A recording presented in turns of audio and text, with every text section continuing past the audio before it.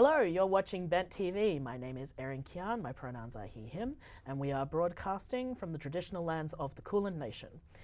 Today I am joined by two wonderful guests, and we're going to talk a little bit about queer storytelling. So, do you want to introduce yourselves? I'm Miranda Sparks, she, her. I am the author of the Glimmer Girl web serial, Trans Girl Superheroes Woohoo, which you can find at mirandasparks.com.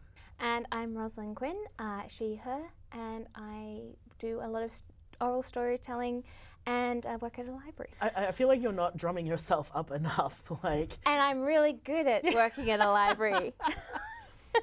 Also very good at storytelling. Perform and do puppetry and stuff. Yeah, that's a bit better. I wanted us to talk about queer storytelling because it's something we all do. I produce a fiction podcast and do performance art occasionally. Why do you do it? Why do you create these queer stories? There was something a writer told me once, a dear friend said, write the stories that you want to see in the world.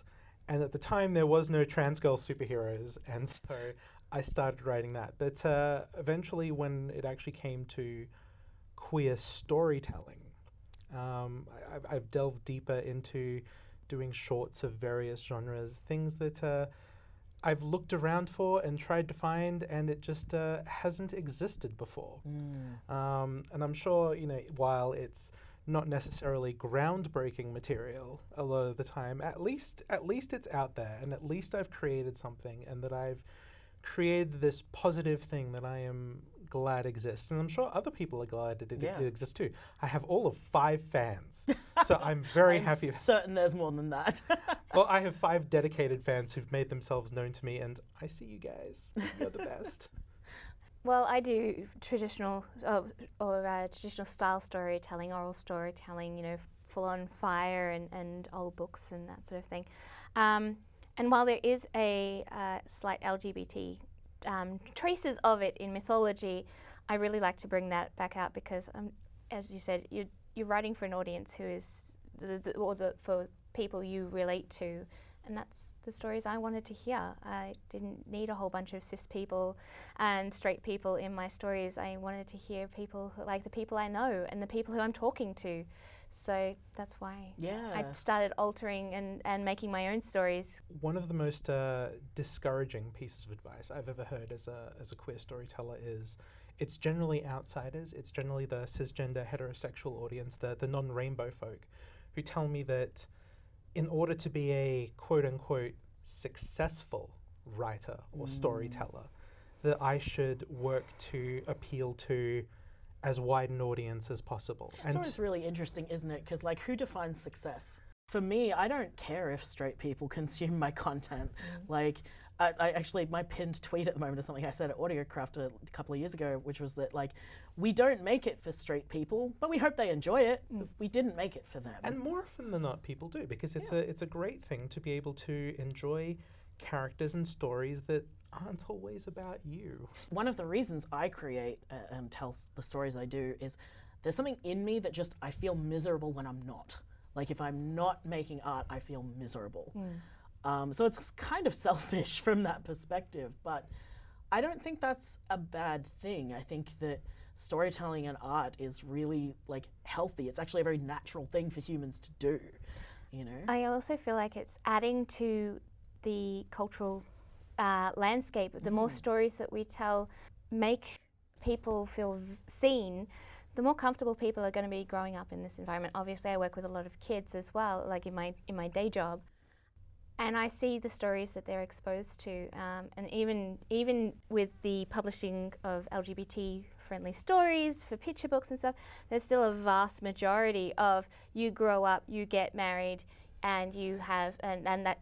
As a cis woman, my whole thing was to be a princess, but I didn't want to be a princess. I wanted to, I wanted to be Mulan because I thought she was freaking amazing. Didn't we all want to be Mulan? She was so good. Honestly, though, I just want to say quickly, Shang is the only person I would let make a man out of me. That's a safe thing. Obviously, I gave up the whole man thing a while ago, but for Shang, I will do it. For just a day trip to manhood. Absolutely. I'll visit. It's a great place to visit, but I wouldn't want to live there. Yeah. But that's another thing I include in a lot of my stories is definition of power without female heroines or non-binary heroines or other than cis male heroes that achieve their own ends and get somewhere other than a wedding proposal. Yeah, dismantling that patriarchal idea again of what success means. Because it's a damaging story, and that leads to a lot of people being trapped in situations they don't want to be. I do want to add to this idea of, what success is when it comes to art, and emphasize, and I know you both agree with this, the value of non-commercial art. Yeah. And if you consider the number of folks out there, the number of people who are probably watching this right now, who've given up an artistic endeavor because they don't think they would be equal to, say, a professional. Or that they think, like, oh, I'm going to write this story, it's not going to be the best story, as though writing the quote-unquote not best story means that it's inherently without value. I have a very good note on that. So I'm very open that the work I'm doing with Love and Luck is not my best work. That doesn't mean it's bad, but it's not my best work. And the thing is, that's fine. First of all, it's fine for mediocre art to exist. Straight white cis men have been making mediocre art for years. Like, we're allowed to do it too. But it's also, that doesn't mean it doesn't give something to people. We get messages about the podcast from queer youth saying, this made me feel like I can be loved one day. This made me feel like it was worth holding on. And I mean, and that's what to me is my mediocre art. Like, how is that not a successful piece of art if it's having that effect on someone? One of my favorite things on the internet actually is the doodles of a 16-year-old non-binary person in the States who just kind of shares their sketches in a notebook on the internet. It's all these sweet little pieces of fluff, and I always get something out of that, and that makes art, that's valuable art. Yeah. I measure my success more as to the response it gets, because I always think of storytelling, particularly oral storytelling, as a collaborative thing, because the audience is doing 90% of the work. I'm just giving them the words to trigger the imagery. I've had people come up and say, I really liked how you described the smell of the garden, and I'm like, I actually didn't say anything about the smell of the garden, but it's all in their head. So it's very collaborative. But I have had a couple of kids, but one in particular, she wrote a fan art piece about a story about a wolf that I wrote, and it hit something with her, and I'm like, I know what that feeling is, because I've done that. Thank you, Jim Henson. Because when that piece of art touched me, I was like, oh my God, so now to give that to somebody else, I'm just like, that's success. I mean, my bank account doesn't agree, but but to me, that's success. That's actually really interesting, and that's something that had just occurred to me that I've never thought about before, of art as a generational thing, not in the terms of age, but in the terms of we find inspiration and comfort in art that we then go on to create inspiration and comfort in our own art, and it becomes this beautiful cycle between people. And I think that's actually a very human thing. Humans are pack animals. We work together. We're not always good at it, but when we're at our best, it's a very powerful thing. One of the things I remember hearing too was that the day you create art that you are 110% happy with and it fulfills everything you need, you stop making art. So I'm like, oh, yep, that makes a lot of sense. So when you were saying you're not with Love and Luck, it's not your best work, good. It means you're going to keep creating stuff. Yeah, I love it not being my best work. I'm very excited about what I get to do next. Exactly. And that's what.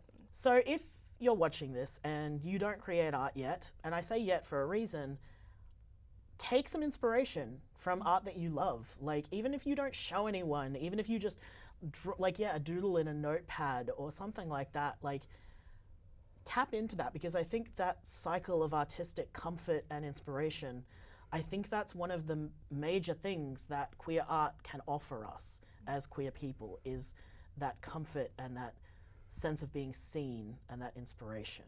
And let your art be imperfect. And be imperfect. Let it be imperfect. Make bad art. Yeah. Seriously, it's make way bad more art. human. It feels way more human and relatable if you mess up. I love bad art. I'm not being sarcastic. I love it. Me too. And honestly, usually you're the only person who sees the mistakes. Yeah, 100%. 100%. So, yes. So thank you for listening to us talk about our art, and please go and create your own art. Share it with your friends, share it with your family, share it with the world. Doesn't matter how bad it is, it's beautiful and it's perfect because it exists, and that's the most important thing.